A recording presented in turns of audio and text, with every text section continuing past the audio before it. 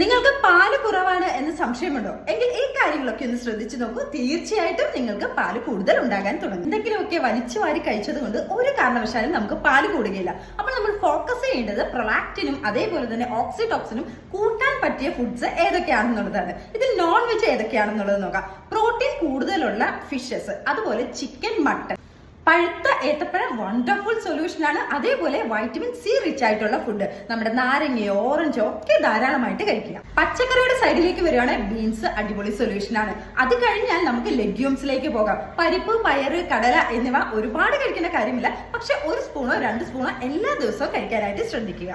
നല്ല റിസൾട്ട് കിട്ടുന്ന മറ്റൊരു സംഭവമാണ് വെളുത്തുള്ളി. എല്ലാ ദിവസവും എല്ലാ കറികളിലും കുറച്ചധികമായിട്ട് വെളുത്തുള്ളി യൂസ് ചെയ്യുക. ഓൾ ഗ്രെയിൻസ് നമ്മൾ സെലക്ട് ചെയ്യുമ്പോൾ തീർച്ചയായും ഓട്സ് അതിലുണ്ടാകണം. അതേപോലെ തന്നെ ആൽമണ്ട്സ് അതിൽ പൊടിച്ചിട്ട് കഴിക്കുകയാണെങ്കിൽ വളരെ നല്ലതായിരുന്നു. അതേപോലെ ഡേറ്റ്സിനും ഇതിന് വലിയൊരു റോള് വഹിക്കാനുണ്ട്. പച്ചക്കറികളിൽ